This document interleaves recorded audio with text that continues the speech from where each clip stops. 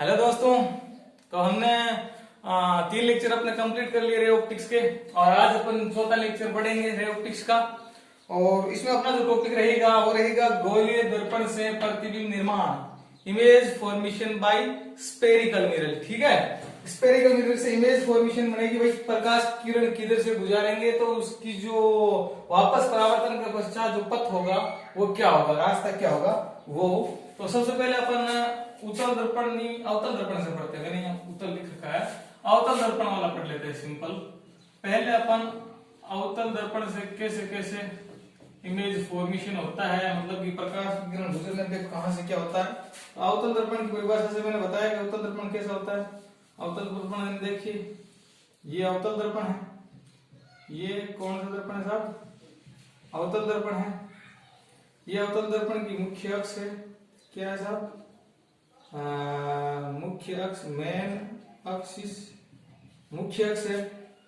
और इसके बाद में अपन की कंडीशंस क्या है कि जब प्रकाश की किरण मुख्य अक्ष के समांतर हो, मतलब कि ये मुख्य अक्ष है, इसके समांतर कोई प्रकाश की किरण ऐसे आ रही हो, इस पे आपतित हो रही है।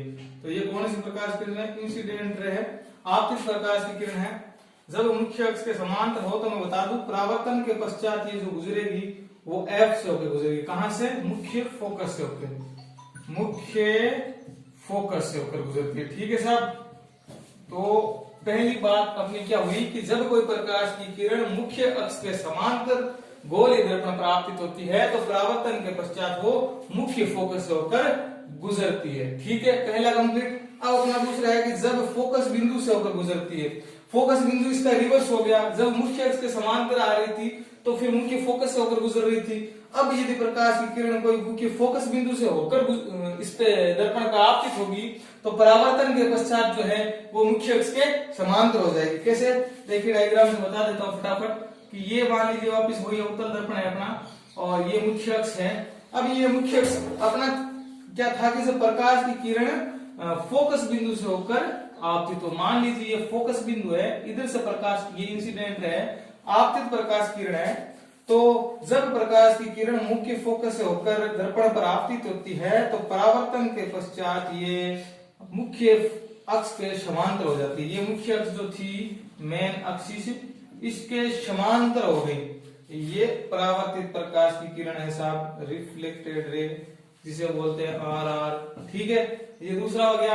तीसरा मैं आपको बता दूं कि जब प्रकाश की किरण वक्रता केंद्र से होकर गुजरती है, वक्रता केंद्र से जब होकर गुजरती है तो मैं आपको बता दूं वो सेम पाथ से निकलती है, उसी रास्ते से। जैसे जब फोकस बिंदु से होकर गुजरती है तो फिर कहां से निकलती है?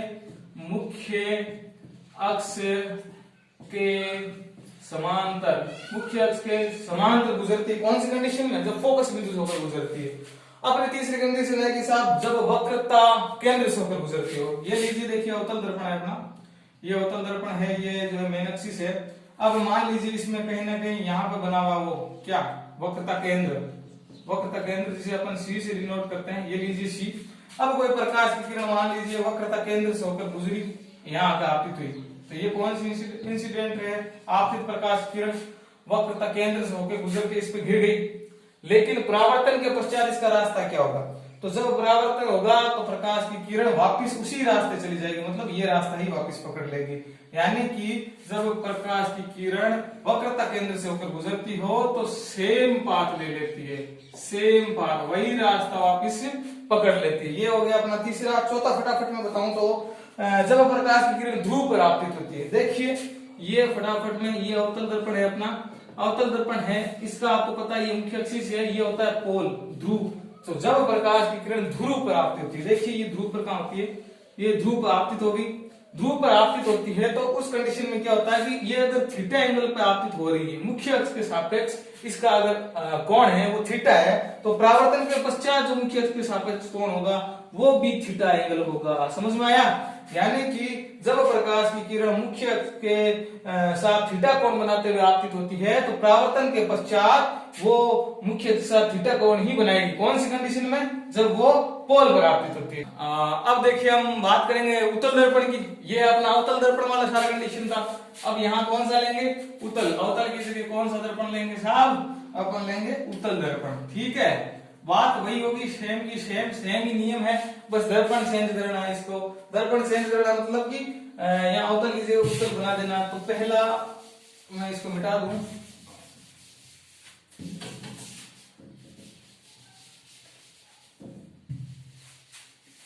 अब उत्तल दर्पण की बात कर रहे हैं। उत्तल दर्पण में पहला देखिए, ये उत्तल दर्पण होता है, आपको पता है कौन सा, जब उभरे हुए भाग से परावर्तन होता है तो उत्तल दर्पण होता है। ये अपना उत्तल दर्पण है, कॉनकेव मिरर। और अपनी कंडीशन है जब प्रकाश की किरण मुख्य अक्ष के समांतर आपतित हो, ये है मुख्य अक्ष, और जब मुख्य अक्ष के समांतर आपतित हो, मतलब कि ये आई मुख्य अक्ष के समांतर, तो परावर्तन के पश्चात फोकस बिंदु से होकर गुजरती है। अब देखिए मैंने बताया था कि उत्तल दर्पण का जो मुख्य फोकस होता है वो होता है राइट साइड में, यहाँ पे, यहाँ का मुख्य फोकस है। अब देखिए प्रकाश की किरण आ रही है इधर से, लेकिन यहाँ तो रजतित है, मतलब इधर तो जा ही नहीं सकती ये किरण, परावर्तित होकर वापस लेफ्ट साइड, तो लेफ्ट में ही जाएगी, ठीक है। लेकिन अपने को तो फोकस से गुजारना पड़ेगा, तो रियल में ये फोकस बिंदु से नहीं गुजरती है, अपने को इमेजिन करना पड़ता है, इसमें गुजरती हुई प्रतीत होती है। कैसे कि ये प्रकाश किरण देखिए ऐसे परावर्तित होगी, ऐसे परावर्तित वापस होगी, ये तो थी इंसिडेंट रे, और ये प्राप्त होगी अपने को रिफ्लेक्टेड रे, लेकिन ये मुख्य फोकस से क्या होगी, गुजरती हुई प्रतीत होगी। देखो पीछे से अगर अपन ध्यान करें तो उत्तल दर्पण की कंडीशन में ये मुख्य फोकस बिंदु से गुजरती हुई प्रतीत होगी, गुजरती हुई प्रतीत होगी, ठीक है, समझ में आ गया होगा। कैसे कि प्रकाश की किरण यदि मुख्य अक्ष के समांतर आपतित हो तो परावर्तन के प्रकाश पश्चात मुख्य फोकस से होते हुए गुजरती हुई प्रतीत होती है, ठीक है। अगली कंडीशन है कि जब फोकस बिंदु से होकर गुजरे, वही इसका रिवर्स, जब फोकस बिंदु से होकर गुजर रही हो तो इसकी स्थिति में क्या हो जाएगा, इस स्थिति में अगली बार ये मुख्य अक्ष के समांतर हो जाएगी। जैसे कि मैं आपको सीधे बता दूं, ये देखिए उत्तल दर्पण है, ये अपने मुख्य अक्ष से। अब देखिए कि अपन बात कर रहे हैं कि जब मुख्य फोकस बिंदु से गुजरती, तो देखिए मैंने बता दिया उत्तल दर्पण की स्थिति में मुख्य फोकस इधर होता है ये एफ, तो रियल में तो प्रकाश की किरण इधर से आ ही नहीं सकती, मतलब इधर से परावर्तन भी नहीं हो सकता, परावर्तन हमेशा इसी साइड से होगा जहां पर रजतित नहीं कर रहा हो, रजतित भाग के उल्टी साइड से, तो प्रकाश की किरण तो अपनी इधर से आएगी। देखिए ये प्रकाश की किरण आने किधर से, फोकस से, तो देखिए यहाँ फोकस बिंदु से आती हुई प्रतीत होगी, रियल में फोकस बिंदु से नहीं आएगी, ये फोकस बिंदु से आती हुई प्रतीत होगी अपने को। और जब फोकस बिंदु से आती हुई प्रतीत होगी तो परावर्तन के पश्चात मुख्य अक्ष के समांतर हो जाती है, ये देखिए इधर मुख्य अक्ष के समांतर हो जाती है।